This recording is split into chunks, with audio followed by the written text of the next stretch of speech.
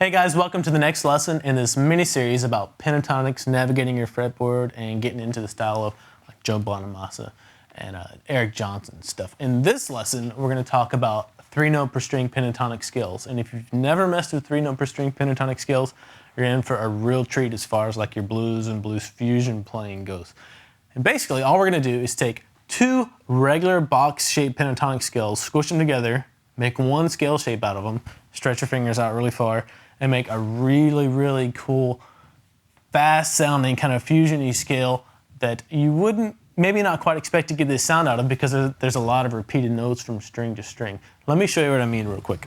So since most of you out there will be familiar with this pentatonic scale shape, we're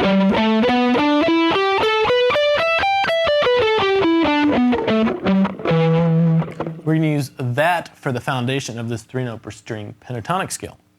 Now all we're going to do is take this shape that I just played, take the shape right below it in the natural progression of, box scale shape patterns for pentatonics, and put them together. So we're going to take that one we just played, and this one right here, the one that starts on this G note on the 10th fret of the A string, that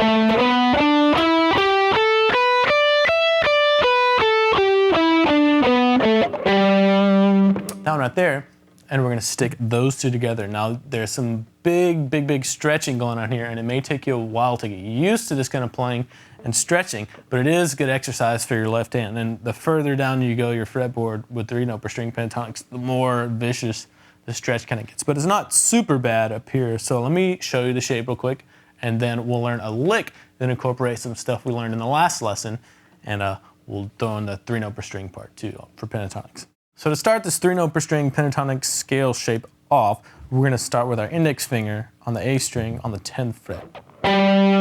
Next note, 12th fret on the A string with your middle finger. The next note is going to be the 14th fret with your pinky. And those are our first 3 notes of the scale. Hop over to the next string, the D string, and here's where our first big stretch comes in. You're going to go over to the 9th fret of the D string with your index finger. Then you have to stretch all the way up to the 12th fret with your 3rd finger. Play that, and then you're going to switch all the way up with your pinky all the way to the 14th fret. That can be quite a stretch if you're not used to it, so you may want to practice that up for a while until you can get this whole scale shape down. So just do that for a bit. And then practice going back down and up, down, up.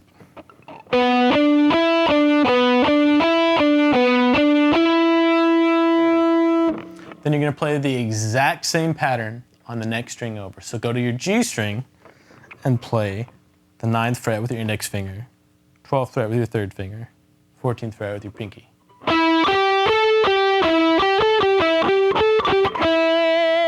That's the pattern for that string. And while you're doing this, try to visualize both patterns at the same time. This one and this one. And try to visualize it as one kind of scale by itself. Okay,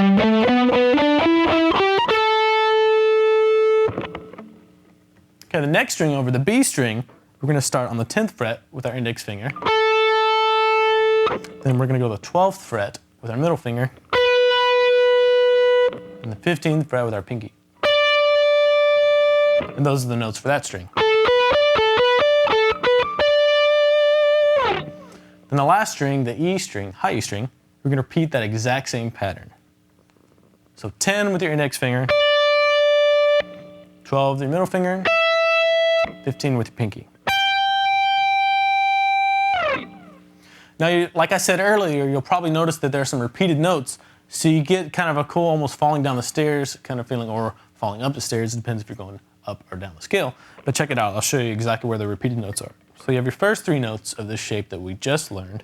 The next note that we play, it's going to be the first note on the D string, is a repeat of a B note. So you have G, A, B. Come over here and start on a B there too. Play those 3 notes of the scale. Go over to the next string in the scale, and the first note on that string is going to be a repeated note too. And the same thing goes for the B string too. The first note you're going to play there is going to be a repeat of the last note you played on the last string, and then so on all the way on the E string. So you get a really cool kind of fluttery sound. I'll play it slow for you and let you see what it sounds like when I play the whole scale up and down.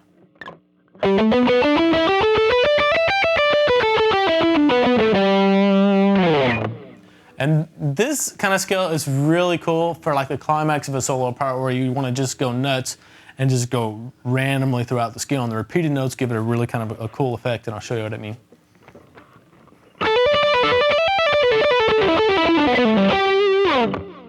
So scales like this, 3-note per string pentatonic scales, are something that I use as kind of a weapon when I want to bust out a really fast flurry of notes, or if I have a climax of a solo that I want to finish on, something like that. Now, there's a lick that I made up for you guys that incorporates a lot of the stuff we've done in the previous lessons in this series, and an idea for the 3-note per string pentatonic scale, and I'll show it to you, and then I'll teach it to you, and then I'll let you hear what it sounds like fast.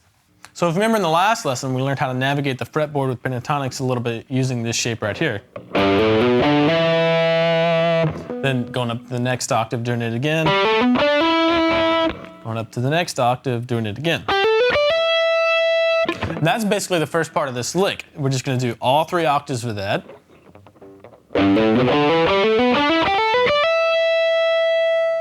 And when we get to this point, all we're going to do is play the 3-note per string pentatonic scale that we just learned. We're going to do kind of a lick of it, and I'll show you the lick for that part right now. You're going to go up to the 15th fret with your pinky, play the 3 notes on this string for that shape we just learned, descending. I'm using pull-offs on all these, I'm not picking every note. And then I'm going over to the next string, playing the exact same pattern. Playing it again. Going over to the next 3 notes on the next string over. Play that again. Go over to the next string, the D string, play the 3 notes in that scale pattern, the little shape descending. And then finish off with the 3 notes on the A string for that scale pattern. So just the 3-note per string pentatonic part will be this right here.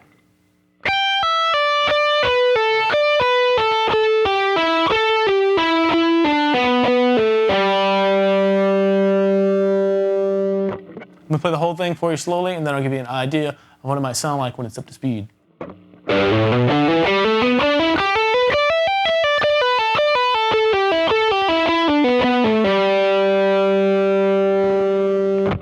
So there's a lot of stretching going on and a lot of shifting going on in this lick too, so practice it slowly before you try to ramp it up.